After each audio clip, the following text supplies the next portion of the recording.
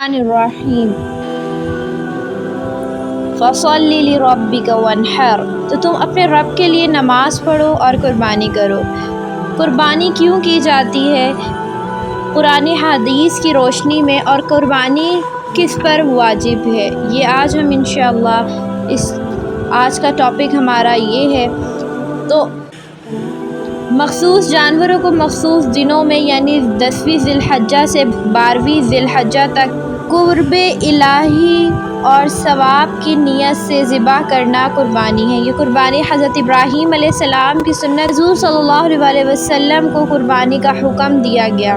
ارشاد باری تعالیٰ ہوا فَصَلِّ لِرَبِّكَ وَانْحَرْ سورہ کوثر میں کہ تم اپنے رب کے لیے نماز پڑھو اور قربانی کرو۔ قربانی ایک اہم مالی عبادت میں سے ایک عبادت ہے اور شعائر اسلام سے ہے۔ حضور صلی اللہ علیہ وسلم نے بعد ہجرت کے بعد 10 سال تک مدینہ طیبہ میں قیام فرمایا اور ہر سال قربانی فرماتے رہے، جس سے معلوم ہوا کہ قربانی صرف مکہ معظمہ ہی کے لیے مخصوص نہیں، بلکہ اس شخص پر ہے جو صاحب نصاب ہو چکا ہے، وہ چاہے کہیں بھی رہتا ہو، اس پر قربانی واجب ہے۔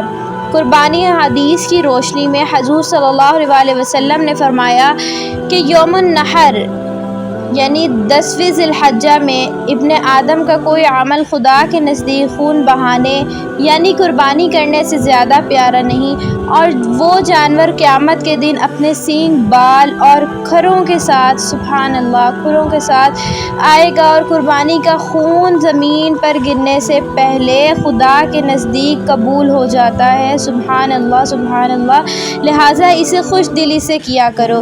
تو کتنی پیاری یہ حدیث ہے، ترمذی، ابن ماجہ اور ابو داؤد میں، کہ قربانی جو کرتا ہے تو اس کے قربانی کا خون زمین پر گرنے سے پہلے ہی اللہ سبحانہ تعالیٰ کے نزدیک قبول ہو جاتا ہے۔ صحابہ نے عرض کیا، یا رسول اللہ، یہ قربانیاں کیا ہیں؟ فرمایا، تمہارے باپ ابراہیم علیہ السلام کی سنت ہے۔ لوگوں نے عرض کیا کہ یا رسول اللہ صلی اللہ علیہ وسلم، ہمارے لیے اس میں کیا ثواب ہے؟ فرمایا، ہر بال کے برابر نیکی ہے۔ عرض کی، اون کا کیا حکم ہے؟ فرمایا، اون کے ہر بال کے بدلے میں بھی نیکی ہے، مطلب جو اس کی کھال ہے قربانی کے جانور کی، اس کے ہر بدلے میں نیکی ہے، سبحان اللہ۔ حضرت عبداللہ بن عمر رضی اللہ تعالی عنہ فرماتے ہیں کہ حضور صلی اللہ علیہ وسلم مدینہ شریف میں 10 سال رہے، اس عرصے میں آپ نے ہر سال قربانی فرمائی۔ حضور صلی اللہ علیہ وسلم نے فرمایا، جس نے خوش دلی سے طالب ثواب ہو کر قربانی کی، وہ آتش جہنم سے حجاب یعنی روک دیا جائے گا۔ رسول اللہ صلی اللہ علیہ وسلم نے فرمایا کہ جس میں وسعت ہو اور قربانی نہ کرے، وہ ہماری عیدگاہ کے قریب ہرگز نہ آئے۔ حضور نے فرمایا کہ جو پیسہ عید کے دن قربانی میں خرچ کیا گیا، اس سے زیادہ کوئی پیسہ پیارا نہیں۔ فرمایا کہ اللہ تعالیٰ کی عبادت کے لیے 10 ذی الحجہ یعنی عید سے پہلے کے ایام سے بہتر کوئی زمانہ نہیں، سبحان اللہ۔ ان میں ایک دن کا روزہ 1 سال کے روزوں کے برابر، اور ایک رات میں عبادت کرنا شب قدر کی عبادت کے برابر ہے، سبحان اللہ۔ اور جب تم بقر عید کا چاند دیکھو اور تم میں سے کوئی قربانی کرنا چاہے تو اس کو چاہیے کہ بال منڈانے، ترشوانے اور ناخن کٹوانے سے رکا رہے، یعنی جو ارادہ رکھے کہ ہم نے قربانی کرنی ہے تو وہ بال منڈوانے سے اور تراشنے سے اور ناخن کٹوانے سے رکا رہے، وہ نہ کٹوائے اور اس کو ثواب ملتا ہے اس چیز کا۔ یہ مسلم کی حدیث ہے۔ حضرت برید رضی اللہ تعالیٰ عنہ کہتے ہیں کہ عید الفطر کے دن جب تک رسول اللہ صلی اللہ علیہ وسلم کچھ کھا نہ لیتے، عید کو نہ جاتے، عید قربان کے روز اس وقت تک کچھ نہ کھاتے جب تک نماز عید نہ پڑھ لیتے، سبحان اللہ۔ سن رہے ہیں کتنی پیاری حدیثیں ہیں۔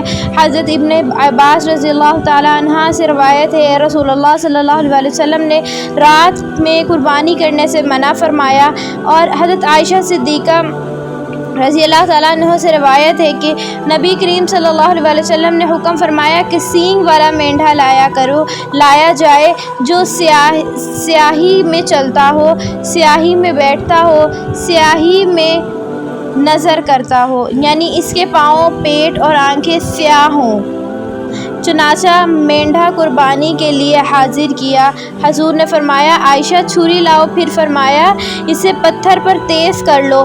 پھر حضور نے چھری لی، حضور صلی اللہ علیہ وسلم نے چھری لی اور مینڈھے کو لٹایا اور ذبح فرمایا۔ پھر فرمایا الہی تو اس کو محمد صلی اللہ علیہ وسلم کی طرف سے اور ان کی آل اور امت کی طرف سے قبول فرما لے۔